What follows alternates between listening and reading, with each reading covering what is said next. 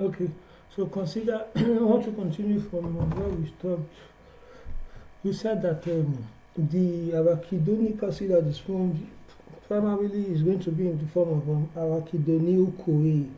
That's the free arachidonic acid is going to be in form of arachidonyl CoA that is esterified with coenzyme A.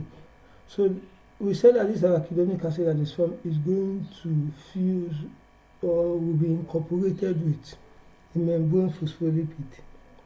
So the membrane phospholipid that is employed for this, we said we talked about 4 examples of membrane phospholipid that can be utilized.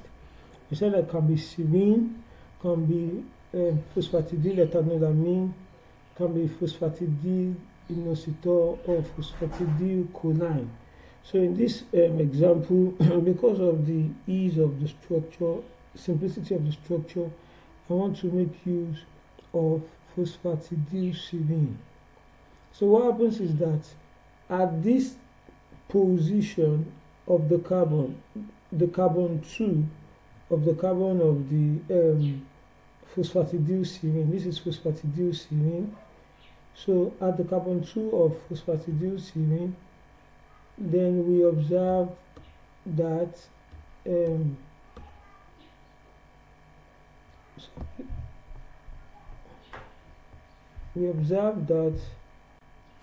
so I said at this carbon 2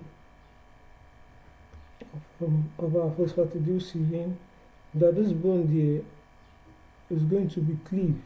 It's going to be cleaved off to release this free fatty acid, and the enzyme that catalyzes this cleavage is called lysophosphatidylserine synthase.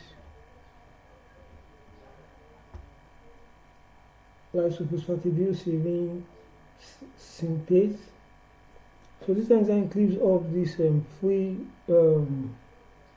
fatty acid, and after the cleavage of the free fatty acid, then there will be incorporation of our arachidonic acid. So arachidonic acid will be incorporated in the carbon 2 position of phosphatidylserine.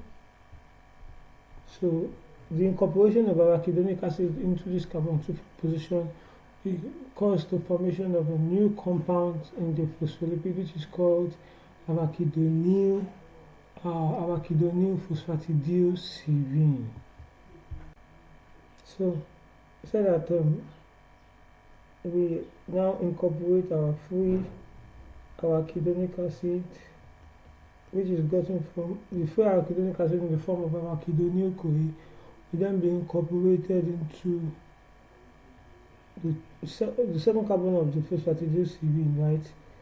So we have, this is 1, 2, 3, 4, 5, 6, 7, 8, 9, 10, 11, 12, 13, 14, 15, 16, 17, 18, 19, 20. So our free arachidonic acid, which is having a saturation in carbon 5, is an unsaturation of carbon 5. Unsaturation of carbon 8, an unsaturation of carbon 11, and an unsaturation of carbon 14. So on 5, check to see if the positions are correct. On 8, on 11, and on saturation on carbon 14. So this is our arachidonic acid. So our arachidonic acid here has then been incorporated into phosphatidylserine to give rise to or to form arachidonyl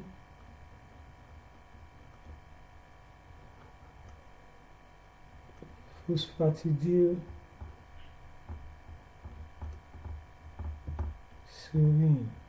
So this is going to be temporarily stored in membrane phospholipid until the time that arachidonic acid is needed for the biosynthesis of prostanoids. Now, when the body requires arachidonic acid to biosynthesize prostanoids, then what happens is that the enzyme phospholipase A2, the enzyme phospholipase A2 then comes and cleaves off this arachidonic acid. Phospholipase A2 cleaves off this arachidonic acid here from the membrane phospholipid, which is bearing arachidonyl phosphatidylserine. So arachidonic acid is cleaved off from the arachidonyl phosphatidylserine, and the arachidonic acid is utilized in the formation of our prostanoids. So I just want to reiterate the enzymes again. But first we've got our membrane phospholipid, which can either be phosphatidylserine or phosphatidylcholine or phosphatidylinositol or phosphatidylethanolamine. So in this illustration here, we're making use of phosphatidylserine.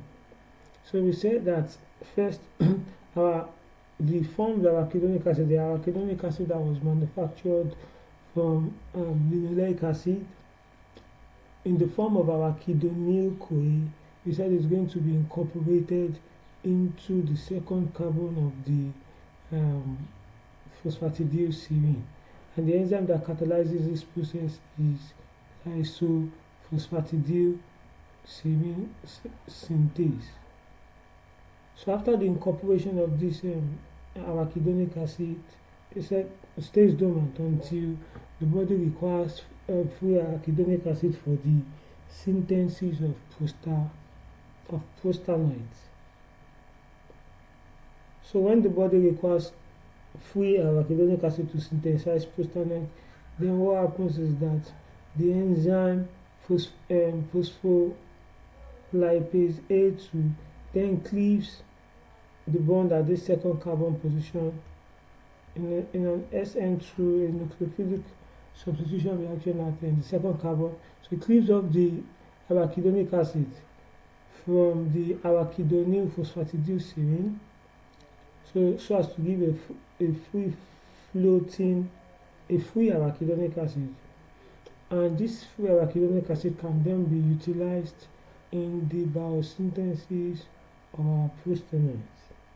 So in the next class we'll look at the pathways of prostanoid biosynthesis. Okay, so thank you.